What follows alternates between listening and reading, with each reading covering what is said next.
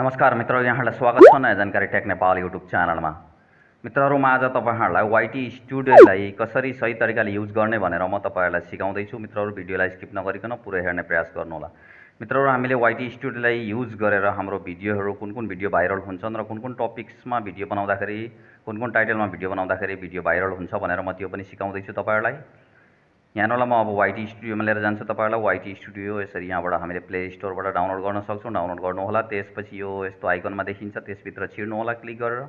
छिरिसकेपछि यहाँ हेर्नु होला तपाईहरुको वाइटी स्टुडियोमा देखाउँछ एनालिटिकमा 28 दिनको यहाँ तपाईको विवरण देखाउँछ। यहाँ हेर्नु होला भिडियो पोस्ट गरेदेखि यता 28 दिनमा के भयो भनेर यहाँ देखाउँछ। यहाँ अलिकति तलतिर गयो भने लेटेस्ट भिडियो परफर्मेन्स भनेर देखाउँछ। अलिकति तलतिर जानुभयो भने भिडियोको परफर्मेन्सहरु देखाउँछ। यहाँ हेर्नु होला यस्तो छ यो भिडियोको परफर्मेन्स। 2 दिनको परफर्मेन्स यस्तो छ। माझको वाच ड्युरेसन चाहिँ राम्रो छ। त्यसपछि तपाईको वाच टाइम पनि ठिकै छ, भ्यू पनि ठिकै छ, तर यो एरो छ यो राम्रो हो। यस्तो एरो तलतिर देखायो भने चाहिँ अलिकति भिडियोमा केही कमी कमजोरी छ भनेर हामीले बुझ्नुपर्ने हुन्छ। यो भिडियो हालसालै 2 दिनसम्म राम्रै देखाएको छ, परफर्मेन्स त्यति नराम्रो छैन। वाच ड्युरेसन एभरेज राम्रै छ। त्यसपछि मित्रहरू यहाँ अब म तपाईहरुलाई देखाउँदैछु। यहाँ हेर्नु होला तलतिर जानुभयो भने भिडियोहरु देखाउँछ। त्यसपछि यो साइडमा 3वटा धर्काको अप्सन छ, त्यहाँ क्लिक गर्नुभयो भने तपाईहरुले यहाँबाट भिडियोमा गएर तपाईहरुको सबै भिडियोहरु हेर्न सक्नुहुनेछ। यहाँनेरि भिडियो सबै भिडियोहरु देखाउँछ। तपाईको च्यानलमा भएका भिडियोहरु जति पनि अपलोड गर्नुभएको छ युट्युब च्यानलमा त्यो भिडियोहरु सबै देखाउँछ। यसरी यहाँबाट तपाईहरुले भिडियो हेर्न सक्नुहुनेछ। फेरि पनि अब तपाईहरु 3वटा धर्कामा जानु होला। त्यसपछि प्लेलिस्टमा गएर तपाईहरुको भिडियो प्लेलिस्टहरु सबै यहाँ देखाउने छन्।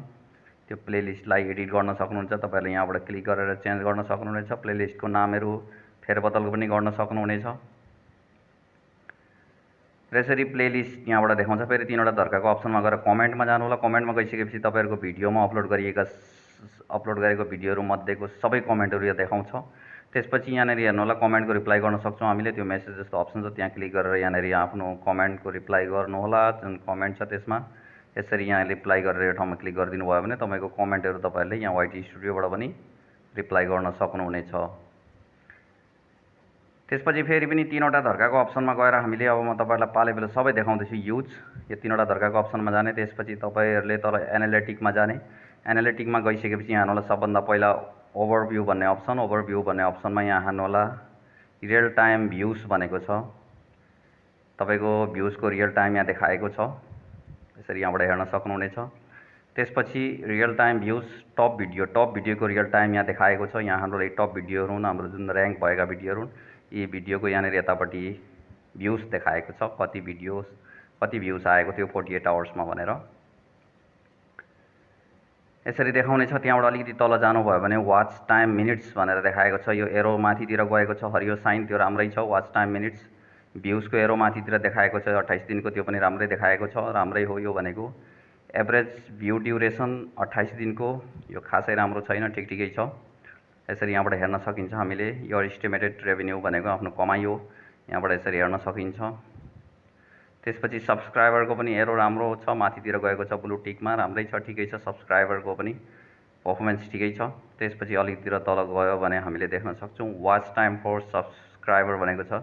सब्स्क्राइब नगरेको वाच टाइममा तपाईहरुको सब्स्क्राइब नगरेको धेरै देखाएको छ। सब्स्क्राइब नगरेकाले धेरै वाच टाइम तपाईको भिडियो हेर्ने गरेका छन्, त्यहाँबाट देखाउँछ। त्यसपछि लाइक डिसलाइक भनेको छ। लाइक डिसलाइकमा पनि तपाईको भिडियोलाई सबैले लाइकै गरेका छन्। यहाँ हेर्नु होला 93% रहेको छ, 93, 95 र तपाईहरुको यसरी यहाँबाट तपाईहरुले हेर्न सक्नुहुनेछ तपाईहरुको भिडियोको विवरण। र अब रेभेन्यूमा जानु होला। यहाँबाट रेभेन्यूबाट तपाईहरुले आफ्नो पैसा हेर्न सक्नुहुनेछ। यहाँ हेर्नु होला एस्टिमेटेड यो रेभेन्यू भनेको छ। यहाँ क्लिक गरेर तपाईहरुले यहाँ 28 दिनको यहाँबाट हेर्न सक्नुहुनेछ। लाइफ टाइमको हेर्न सक्नुहुनेछ। महिनाको 90 दिनको जति दिनको तपाई हेर्न चाहनुहुन्छ यहाँ लिस्ट आउनेछ। यो लिस्टमा क्लिक गरेर तपाईहरुले आफ्नो कमाइ कति भइरहेको छ भनेर त्यहाँबाट हेर्न सक्नुहुनेछ। महिनाको पनि देखाउनेछ। यहाँ हेर्नु होला सबै तपाईहरुको आफ्नो कमाइ यहाँबाट हेर्न सक्नुहुनेछ यो एस्टिमेटेड रेभेन्यूमा गएर।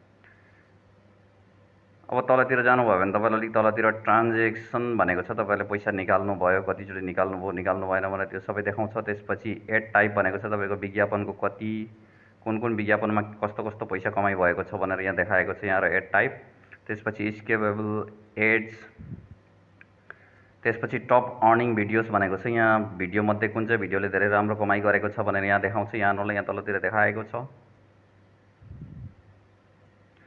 यसरी चाहिँ तपाईँले सम्पूर्ण विवरण तपाईँको वाइटी स्टुडियोलाई युज गरेर हेर्न सक्नुहुनेछ र म तपाईँलाई बताउने छु कसरी भिडियो भाइरल गर्ने वाइटी स्टुडियोलाई युज गरेर भनेर। अब डिस्कभरी भन्ने ठाउँमा क्लिक गर्नु होला। यहाँ आउनुलाई इम्प्रेसन तपाईँको भिडियोको एरो माथितिर देखाएको छ, राम्रै छ। इम्प्रेसन क्लिक थ्रु रेट भनेको ठिकै छ, त्यति राम्रो छैन, 8.7% रहेको छ। त्यसपछि ट्राफिक सोर्स भनेको छ मित्रहरू तपाईँको भिडियोमा ट्राफिक सोर्स यहाँ आउनु होला।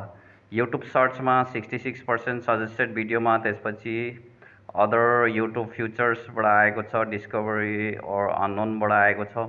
सबभन्दा राम्रो भनेको मेरो भिडियो चाहिँ युट्युब सर्चमा गएको रहेछ, सर्चबाट चाहिँ 66% आएको छ। त्यसपछि टप एक्सटर्नल सोर्स भनेको छ गुगलबाट राम्रो आएको रहेछ, मेरो यहाँ होला 47.3 रहेको छ, फेसबुकबाट 11 छ। त्यसपछि टप युट्युब सर्च टर्म्स भनेको छ, युट्युबमा सर्चमा गएको भिडियोहरू यो हो, यहाँ होला तपाईँको यी भिडियोहरू देखाएको छ यसरी। त्यसपछि टप भिडियो सजेस्टेड, यहाँ होला भिडियो भाइरल गर्नु छ भने तपाईँले यो जुन टप भिडियो सजेस्टेड यो कन्टेन्ट भनेको छ, यो टपिक्सबाट कुनै पनि भिडियो तपाईँहरूले बनाउनु भयो भने तपाईँको भिडियो भाइरल हुन्छ, ऱ्याङ्कमा जान्छ। यो पोइन्टलाई तपाईँले नोट गर्नु होला। त्यसपछि अडियन्समा गयो भने जेन्डर देखाउँछ, यहाँ होला मेल र फिमेलमा तपाईँहरूको मेलले धेरै हेर्ने गरेका छन् तपाईँको भिडियो। त्यसपछि अलिकति तल जानुभयो भने एज भनेको छ, एज भनेको 13, त्यसपछि 18 देखि 24 कोले धेरै हेर्ने गरेका छन्। त्यसपछि यहाँ होला 25 देखि 34 कोले पनि धेरै हेर्ने गरेका छन्, अरू एजकोले हाम्रो भिडियो त्यति हेर्दैनन्। अब अलिकति तल जानुभयो भने यहाँ तपाईँले देख्न सक्नुहुन्छ टप ग्राफिक्स भनेको छ, जियोग्राफी भनेको छ, नेपालबाट धेरै हेर्ने गरेका छन्, यहाँ होला इन्डियाबाट 7.9%, त्यसपछि अरू हुँदै तलतिरकोले पनि बङ्गलादेश, ओमन सबैले हेर्दा रहेछन्, तर नेपालको चाहिँ 70.3%ले हेर्ने गरेका छन्। त्यसपछि यतातिर जानुभयो भने इन्टिग्रेटिभ कन्टेन्ट भनेको छ, यहाँबाट हेर्नु होला तपाईँहरूको जुन कार्ड लगाएको हुन्छ, आई बटन लगाएको हुन्छ, त्यो आई बटन र कार्डको जो माथि एरो देखाएको छ, यो कार्डको पनि राम्रै छ, कार्डबाट मान्छेहरूले भिडियोहरू हेर्ने गरेका छन्। त्यसपछि टप कार्ड्स भनेको छ, कुन कार्ड्समा कति भिडियो तपाईँले हाल्नु भएको थियो। त्यसपछि प्लेलिस्ट, यहाँ होला प्लेलिस्टमा पनि तपाईँको नम्बर अफ टाइम प्लेलिस्ट भनेको 15% मात्रै छ, भनेपछि प्लेलिस्टमा खासै छिरेका छैनन् मानिसहरू। यहाँबाट हामीले यसरी बुझ्न सकिन्छ प्लेलिस्टमा हाम्रो खासै भिडियोहरू हेर्ने गरेका छैनन्। त्यसपछि भिडियोमा जाउँ, भिडियोमा गएर म अब तपाईँहरूलाई यसको युज पनि बताउँछु। अब यहाँबाट मैले भिडियोमा गएँ, भिडियोमा गएर हामीले टाइटल चेन्ज गर्न सक्छौँ, ट्याग चेन्ज गर्न सक्छौँ, त्यसको थम्बनेल चेन्ज गर्न सक्छौँ भिडियोमा गएर कुनै पनि भिडियोको। अब त्यसमध्ये 3वटा धर्कामा गएर भिडियोमा जानु होला। भिडियोमा गएर म एउटामा चेन्ज गरेर देखाउँछु तपाईँलाई सजिलो गरी। यहाँ होला यो मेरो एउटा भिडियो, मैले क्लिक गरेँ। त्यसपछि अब म यो भिडियोको टाइटल चेन्ज गर्न जान्छु, त्यसको लागि पेन्सिलको अप्सनमा क्लिक गर्नु होला। यो पेन्सिलको अप्सनमा क्लिक गरिसकेपछि अब तपाईँहरूले यहाँ हेर्नुहोला टाइटल देख्नुहुन्छ, त्यहाँनिर क्लिक गर्नु होला। त्यो ठाउँमा क्लिक गरिसकेपछि यहाँबाट तपाईँहरूले अब टाइटल चेन्ज गर्न सक्नुहुन्छ सजिलो गरी। यहाँ हेर्नुहोला यो दरको छ, क्रसर बार छ, यसलाई ब्याक गर्नु होला। त्यसपछि यहाँबाट तपाईँहरूले चेन्ज गर्नु होला। चेन्ज गरिसकेपछि माथितिर सेभको अप्सन छ, त्यो सेभमा क्लिक गरिदिनु होला। त्यति गरिसकेपछि तपाईँहरूको टाइटल सजिलो गरी चेन्ज भएको छ र यसरी तपाईँहरूले चेन्ज गर्न सक्नुहुनेछ। अब टाइटल चेन्ज गरिसकेपछि फेरि पेन्सिलको अप्सनमा जानुपर्ने हुन्छ। यहाँ हेर्नुहोला पेन्सिलको अप्सनमा गएर म तपाईँलाई देखाउँछु, डिस्क्रिप्सनमा पनि चेन्ज गर्न सक्नुहुन्छ तपाईँले। पेन्सिलको अप्सनमा जानु होला, डिस्क्रिप्सनमा जानु होला। त्यसपछि यहाँबाट डिस्क्रिप्सनलाई क्रसर बारले हटाएर अरू डिस्क्रिप्सन लगाउन सक्नुहुनेछ। टाइटल, ट्याग, डिस्क्रिप्सन सम्पूर्ण युट्युबको भिडियोको सम्पूर्ण कुराहरू हामीले यहाँबाट चेन्ज गर्न सक्छौँ।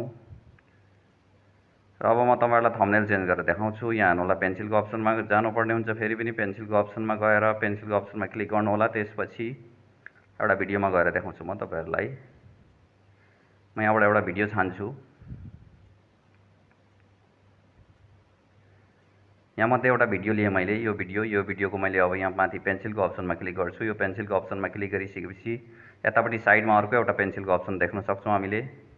यो पेन्सिलको अप्सनमा पनि क्लिक गर्नु होला। त्यसपछि चाहिँ यहाँ तलतिर देख्न सक्छौँ चेन्ज भन्ने अप्सन छ, यो चेन्ज भन्ने अप्सनमा क्लिक गर्नु होला।